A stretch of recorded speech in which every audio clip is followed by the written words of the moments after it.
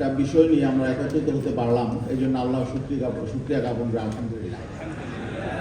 আমি শুরুতে যে কথাটা বলতে চাই সেটা হলো যে আমরা যদি যারা দেশকে ভালোবাসি, ইসলামকে ভালোবাসি, মানুষকে যারা ভালোবাসি, আমরা যদি ঐক্যবদ্ধ না থাকি তাহলে এমন বিপদ আপদ, এমন সমস্যা দেশ বিরোধী, ইসলাম বিরোধী বা মানবতা বিরোধী বারবার সামনে আসবে। এই জন্যে আমাদের মনে হয় আজকের এই মঞ্চ থেকে যে চমৎকার আমাদের নেতৃবৃন্দ এখানে উপস্থিত আছেন, একটি বার্তা দেওয়া উচিত যে আমরা দেশের জন্যে, দেশের মানুষের কল্যাণে, ইসলামের জন্যে আগামীতে আমরা ইনশাআল্লাহ ঐক্যবদ্ধ থাকব এবং আশা করি বাংলাদেশের মানুষ সেই প্রত্যাশা করে। বিশেষ করে জুলাই বিপ্লব, 5ই আগস্টের অভ্যুত্থান এর মধ্য দিয়ে মানুষের মধ্যে যে প্রত্যাশা জেগে উঠেছে, মানুষ অতীতের বিগত 53 বছর যেভাবে দেশ শাসন হয়েছে এটা চায় না। কারণ আজকে এই নারী সংস্কার কমিশনের যে প্রস্তাবনা এসেছে এটা কিন্তু নতুন কিছু নয়। 1979 সাল থেকে এই তৎপরতা শুরু হয়েছে।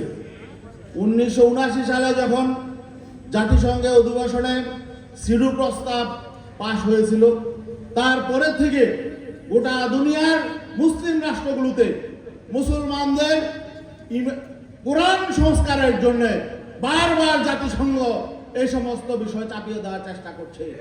মনে রাখবেন, এই নারী নীতি, এই নারী প্রস্তাব পাশ করতে হলে কোরআন সংস্কার করতে হবে।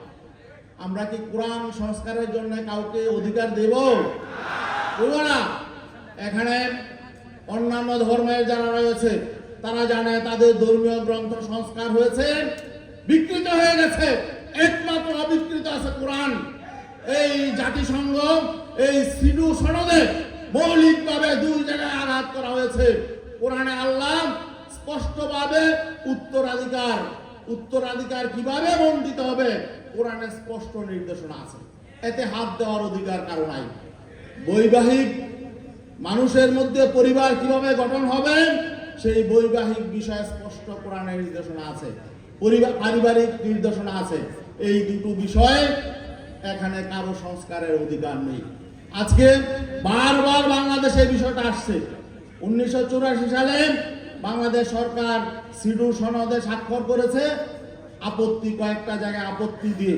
তারপরে 1997-তে আওয়ামী লীগ সরকার কিছু আপত্তি আবার সেখান থেকে তুলে নিয়েছে এবং 2011 সালে গোটা সিডু সনদকে অ্যাকসেপ্ট করার জন্য আওয়ামী লীগ সরকার এমন একটি নারী নীতিমালা তারা নতুন করে নিয়ে এসেছিল। আমাদের আন্দোলনের মুখে ইসলামপন্থী এবং দেশপ্রেমিক প্রকৃতপক্ষে যারা নারীর মুক্তি চায়, স্বাধীনতা চায়, তাদের আন্দোলনের মুখে 2001 সালে আওয়ামী লীগ পিছিয়ে গেছে, তারা ব্যর্থ হয়েছে।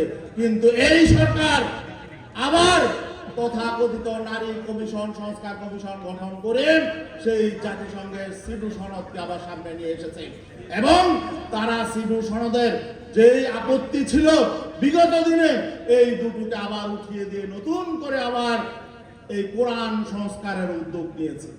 আমাদের জীবন যেতে পারে, আমরা কি কোরআনের বিধানে হাত দেওয়ার জন্য কাউকে সুযোগ দিব না ইনশাআল্লাহ।